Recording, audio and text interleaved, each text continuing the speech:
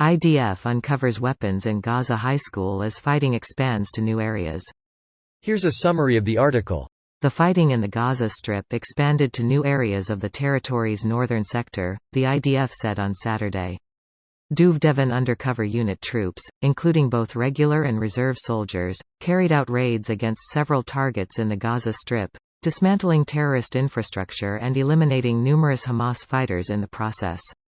Israeli forces also engaged in combat with Hamas terrorists inside a high school, where a large quantity of military equipment and weapons was found.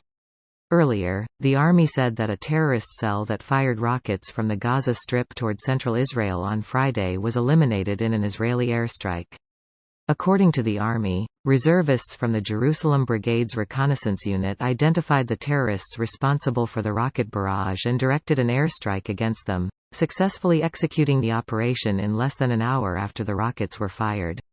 Over the past day, Israeli fighter jets and helicopters have struck dozens of targets throughout the Gaza Strip, including terrorists, terror infrastructure, operational headquarters, rocket launch sites and weapons manufacturing labs.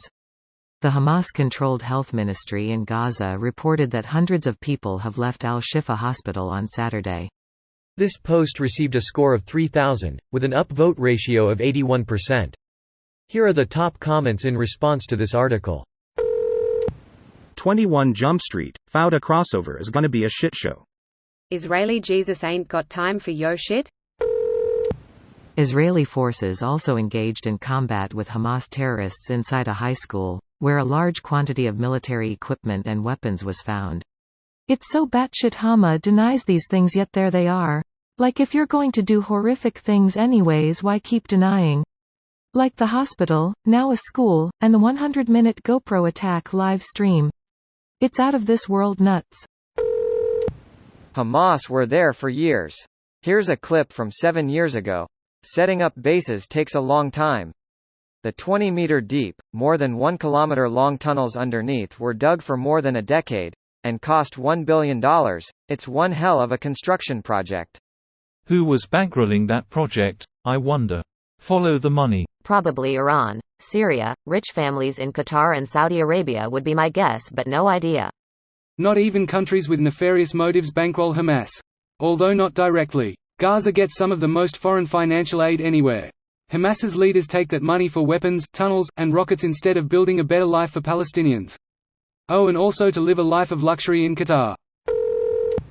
Poor Hamas terrorists, the rest of us are done with school at 18+. Hamas terrorists stay forever young. I mean, some of the Hamas training videos show literal kids practicing drills with plastic AK-47s. It was like JROTC. Just look everywhere. A normal government would not store weapons, and that's where terrorists will store them. Hospitals, schools, nurseries, churches. Here's a really good link about the use of schools as military bases. Gaza's high schools, they're just like America's. How can anyone trust a word they say? Greater than Gaza High School, or as we call it, the Palestinian Camp Pendleton.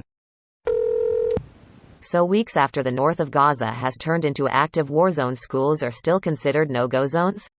When there is building-to-building combat, is neither the IDF or Hamas allowed to enter those certain buildings? Are they supposed to act like mini-safe zones for remaining civilians? As far as I understand it, basing your forces inside of these places is illegal because it blurs the line. Combat is complicated and the fog of war is thick. When you start using protected locations for war in one area, you put all others in danger by association. It was commonplace in the First. The Second World War in Europe ended in a school, i.e. Eisenhower, SHQ, where the first surrender was signed, was one and still is, although the surrender site is now a museum. This video was automatically created by Reddit to speech. The article and comments in this video were selected from Reddit according to their upvotes, and any paraphrasing was performed by smmry.com, without any human intervention.